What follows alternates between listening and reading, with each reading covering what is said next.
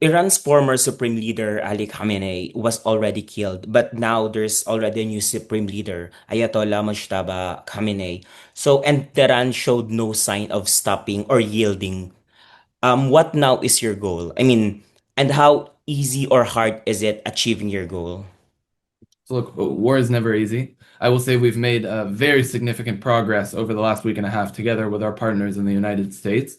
And that goal, as I described it earlier, is very clear. All right. It's to take that ticking time bomb and to make sure that it's not there. And the way we're doing that is by taking away military capabilities. Right. So the first 100 hours of the operation were the first stage where we take that attack, not only eliminating Khamenei, the supreme leader, but also 40 other senior military commanders in the opening minutes. And over the first 5 days, we operated on a few different fronts. We created aerial superiority for the United States and Israel in Iranian skies, right, by taking away aerial defense capabilities, radars, land-to-air missiles, so on and so forth.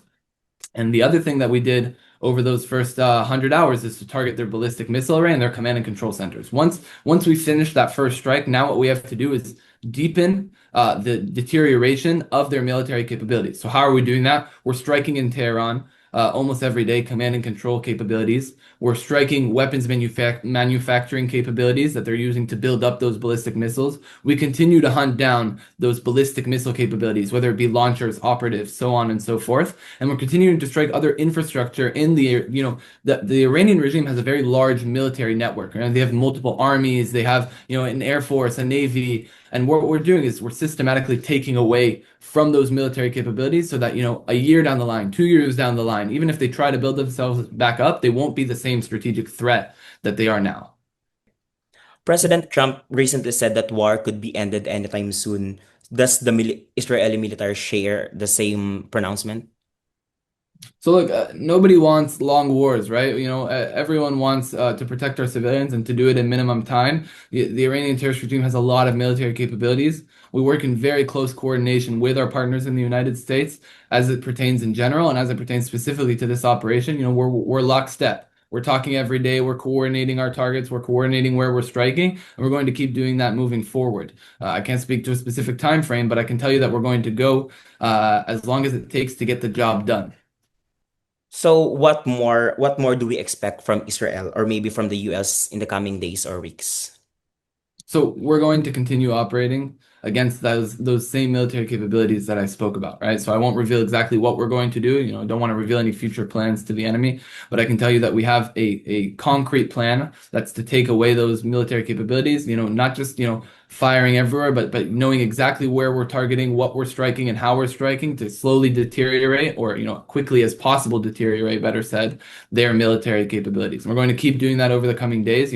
Us where we're doing it, and the United States Armed Forces where they're doing it, in order to know that that loaded gun isn't pointed to our head anymore. Okay, so that being said, in the view of the Israeli military, how soon can you achieve that? So again, I'm not going to give any specific time frame. Nobody here wants long wars. That's not our goal. Our goal is to take that military capability and remove it, and we'll go for as long as it takes to do that. Okay, so one last question. Do you have any message for those, especially you belong to the Israeli military, you're the spokesperson. So do you have any message for those people, for civilian population, for those who are really concerned about the spillover of the war? So I'll make one thing very clear. The IDF, and I know the same can be said for the United States Armed Forces, do not want to harm civilians.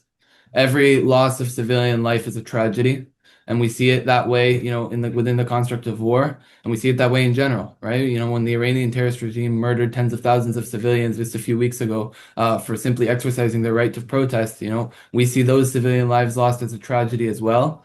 We're operating, within the constructs of international law to take away a military threat, a threat that is not only posed to our people in Israel, but is posed to the entire region and is posed internally to the people of Iran. And we're going to keep going until we remove that military threat. We don't want to see any civilian lives lost. We're doing our best to remove any threat to civilian lives, and we're going to keep going as long as it takes.